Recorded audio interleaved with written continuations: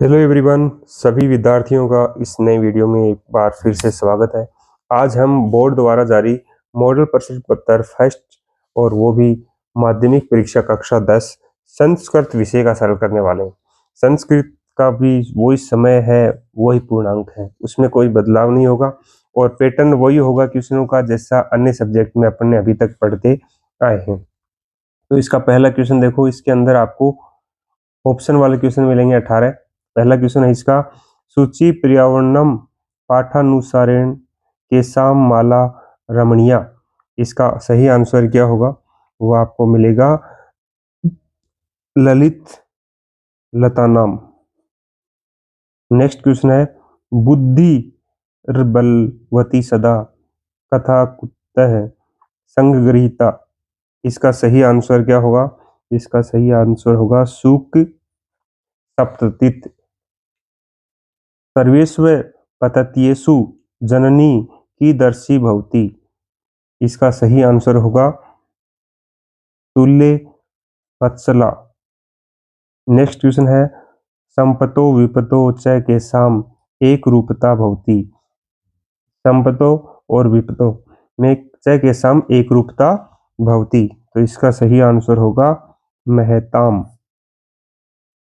Next question है इसका, क वातावरणम करक सवदनीना आकुलीकरोति। इसका सही आंसर होगा काकय। फिर है, आत्मन श्रेय इच्छिन नर कीदृशम कर्म न कुर्यात्। तो इसका सही आंसर क्या होगा? क्वेश्चन नंबर 6 का सही आंसर होगा अहितम। क्या होगा? अहितम। फिर अगला नेक्स्ट क्वेश्चन है, विसरणा ग्रह सोपान मार्गः रेखांकित पदस्य प्रसंगानुसारम अर्थम किम। तो इस जो रेखांकित किया हुआ ना, इस शब्द के अंदर क्या पूछा है?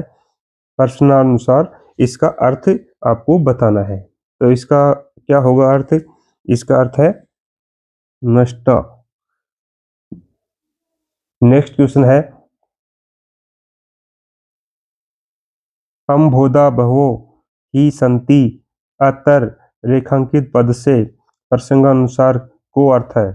इसका रेखांकित पद का क्या अर्थ है? तो इसका सही अर्थ होगा मेघा। नेक्स्ट क्वेश्चन है, प्रकृति प्लस एव इतस्य संधि पदम किम। तो यानी प्रकृति प्लस एव ये जो पद है इसमें कौन सी संधि होगी?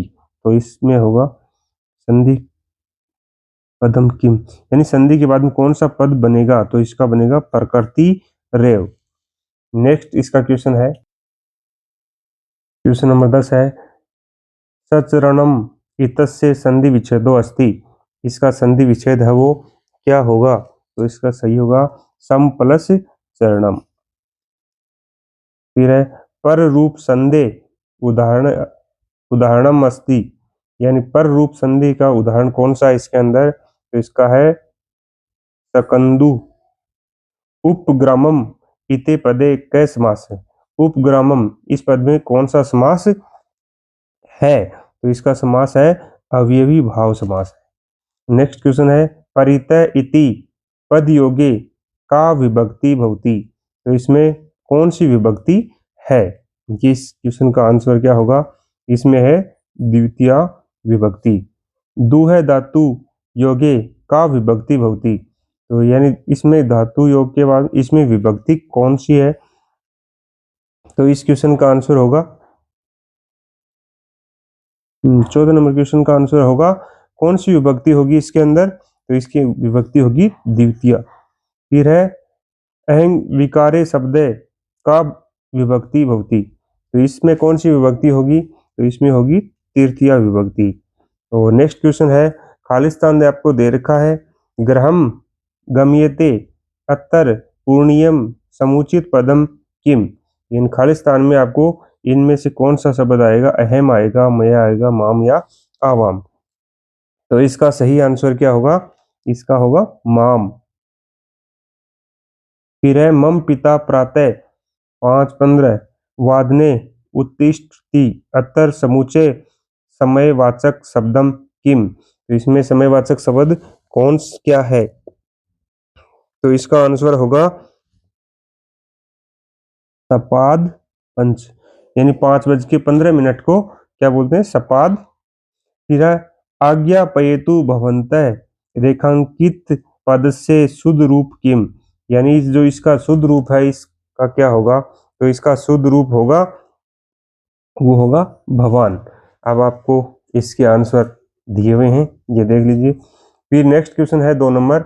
इसमें देखो आपको खालिस्तान वाले 6 क्वेश्चन मिलने वाले हैं। अभी तक अपन और मॉडल पेपर सॉल्व किए हैं, उनमें भी यही पैटर्न है, और अन्य सब्जेक्ट है उनमें भी इसे सेम पैटर्न ही चलने वाला है। तो है अत्यादरय, इसमें क्या आएगा? इसका सही आंसर क्या आएगा? शक और अनियर बना के सकनीय बनाएगा। क्या आएगा? सकनीय आएगा। बालानम पे न जानाति चप्पल प्लस तव, तो क्या इसका बनेगा? चप्पलत्वम।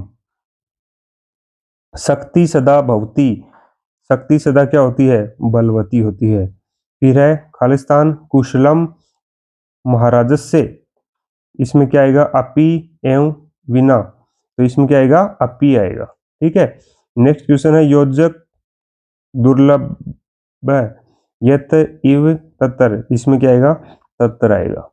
नेक्स्ट क्वेश्चन है एक खगो मानी वते वस्ती चातक एव यथा तथा, तो इसमें क्या आएगा? एव आ जाएगा। ठीक है। नेक्स्ट क्वेश्चन आपका 3 नंबर क्वेश्चन है। इसमें देखो अधोलिखितम गद्यांशम पठित्वा एतत् दारिद्र्य प्रश्नानाम उत्तराणि यथा निर्देशम लिखित, यानी आपको एक गद्यांश मिलेगा जो आपको इससे पढ़ना है, और पढ़ने के बाद इसमें देखो ये जो गद्यांश दे रखा है, सबसे पहले इस गद्यांश को संस्कृत में आपको पढ़ना है। इसके जो क्वेश्चन है वो आपको देखो, जैसे कै क्वेश्चन है, इसमें 2 क्वेश्चन है, वो 1-1 नंबर के, तो 2 नंबर का हो गया। ख में भी 2 नंबर के, और ग में 1 नंबर का, और घ में 1-1 नंबर के 3 क्वेश्चन हो जाएंगे। तो ये इस प्रकार से 8 नंबर का क्वेश्चन हो गया, यानी ये जो क्वेश्चन नंबर 3 है वो 8 नंबर का होगा। तो एक पदेन उत्तरत लिखना है। भारतवर्ष से प्रति ऋतु भवंती, यानी भारतवर्ष में है ना, वो ऋतुओं की संख्या कितनी है? तो इसमें लिखना है 60 ऋतु है। फिर है कया मानव से जीवनम निर्विघ्नं प्रचलति, तो इसमें लिखना है सुवृष्ट्या, ये इसका आंसर है।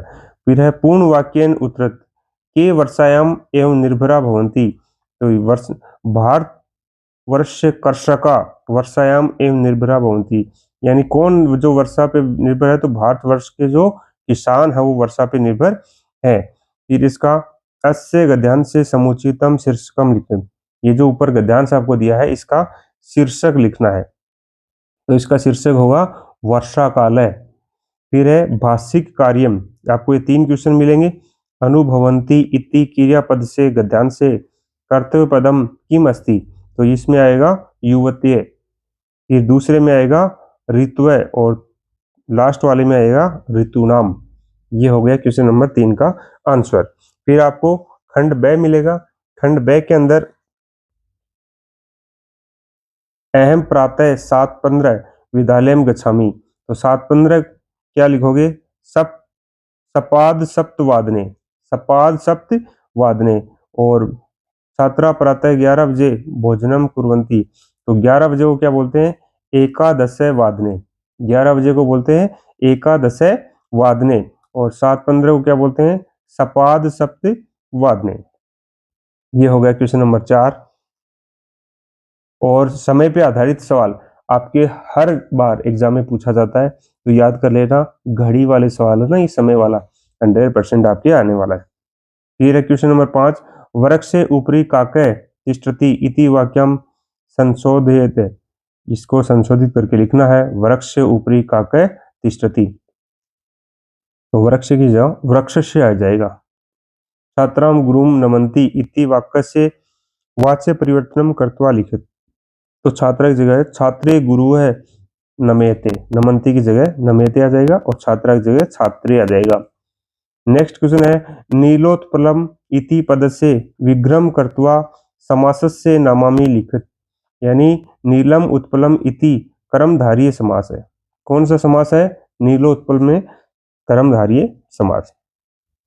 नेक्स्ट क्वेश्चन है 8 नंबर, अधोलिखित श्लोकस्य हिंदी भाषायां सप्रसंग भावार्थ लिखित।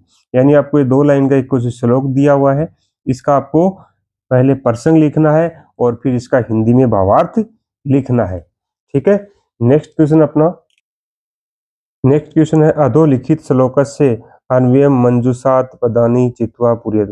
यानी ये जो आपको श्लोक दिख रखा है, इसमें आपको देखो इनके ये जो खाली स्थान दे रखे हैं इसके अंदर आपको भरना है। तो इसमें ये अन्येव क्या करना, विचित्र। आगे दे रखा है संसारे किंचते, इसमें संसारे आएगा। ठीक है, मैंने पहले ये बता दिया। फिर है नास्तिक कौन है, निरर्थकम। फिर लास्ट वाले वीर में क्या आएगा, धामने। और लास्ट वाले में आएगा खर, खर भाषस्य वहने।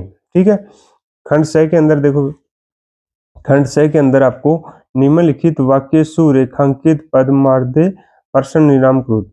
यानी आपको ये रेखांकित पद दे रखे ना, ये जो क्वेश्चन दे रखा है, इनसे आपको प्रश्न का निर्माण करना है। ठीक है, तो इससे प्रश्न निर्माण करना है। जैसे ये वाक्य दे रखा था, पूर्ण विराम लगा होता, प्रश्नवाचक चिन्ह लगेगा कब, जब आप प्रश्न निर्माण करोगे। नेक्स्ट क्वेश्चन में जननी तुल्य वत्सा इति वाक्य पाठ से सारम हिंदी भाषा में लिखित। यानी जननी तुल्य वत्सा, ये जो पाठ है आपका संस्कृत का, इसका सार है आपको हिंदी भाषा के अंदर लिखना है। तो इसमें अथवा में भी क्वेश्चन है, सौभाद प्रकृति शोभा इति पाठ से सारम हिंदी भाषा में लिखित। यानी इनमें दोनों में से कोई सा भी एक का सार है वो आप हिंदी भाषा में लिख सकते हैं। ठीक है, तो आप जो भी सार आपको याद हो वो इसमें लिख दीजिए। नेक्स्ट क्वेश्चन अपना, अधोलिखितम पद्यांशम पठित्वा एतत् धारित प्रश्नानाम उत्तराणि यथा निर्देश लिखित। यानी आपको जो पद्यांश एक दिया हुआ है, इसमें देखो आपको क्वेश्चन भी दिए हुए हैं। जैसे एक पदेन उत्तरत, चोर कुत्तर प्रविष्टि,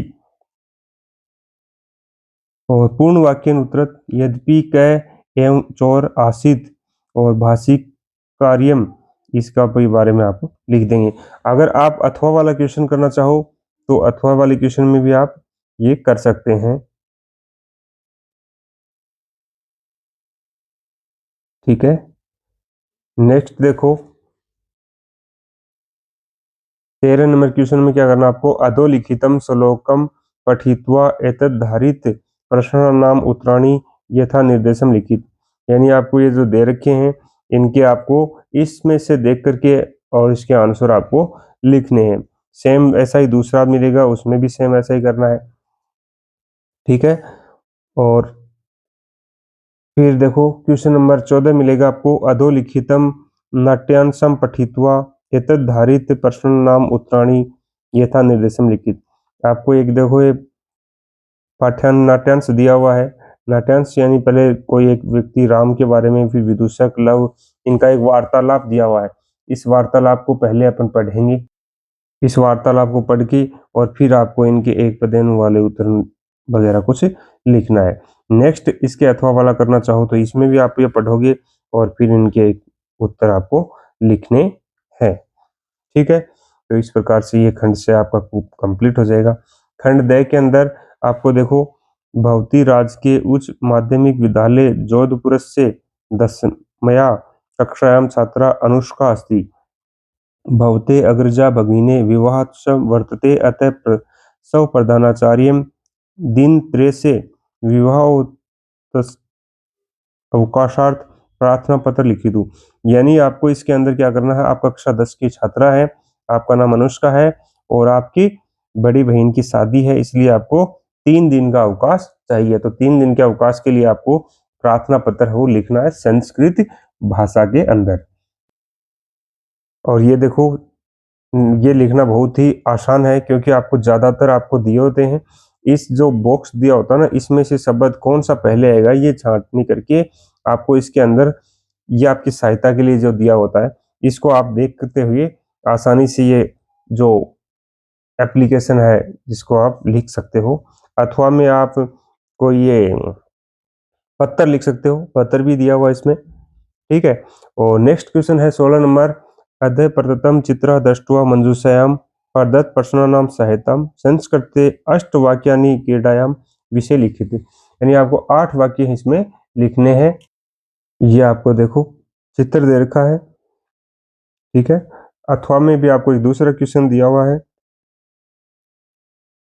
ठीक है।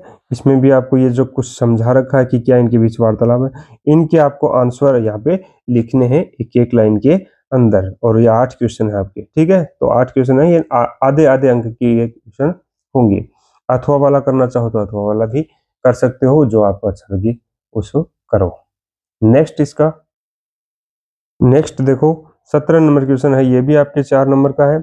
और इसमें क्या करना है, संस्कृत भाषा में अनुवाद करना है कोई 4 वाक्यों का। जैसे आपको 6 वाक्य दे रखे हैं, इनमें से कोई भी 4 वाक्यों का आपको क्या करना है, अनुवाद करना है। तो ये क्वेश्चन 4 नंबर का आएगा। फिर क्वेश्चन नंबर 18 के अंदर इसमें देखो अधोलिखित वाक्यानि क्रम रहितानि सन्ति यथा क्रम संयोजनम कृत्वा लिखित। यानी ये जो वाक्य दे रखे हैं इनका क्रम है वो आगे पीछे लिखा हुआ है, यानी क्रम से नहीं लिखे हुए। तो आपको क्या करना है, इनको क्रम में जमा करके लिखना है। और ये क्वेश्चन 3 नंबर का आएगा। फिर ये सेम नीचे वाला, इसके अथवा वाला करना चाहो तो ये देखो इसमें भी आपको क्रम में जमा करके ही लिखना है। तो इस प्रकार से आपका ये संस्कृत विषय का है वो पहला मॉडल पेपर यहीं पे कंप्लीट हो जाता है। तो ठीक है, आपको समझ में आया होगा। और नहीं समझ में आया तो कमेंट अवश्य करें कि हमारी ये दिक्कत है, तो इसको मैं हर संभव समझाने की कोशिश करूंगा। मिलते हैं नेक्स्ट वीडियो में, तब तक के लिए धन्यवाद। जय हिंद, जय भारत।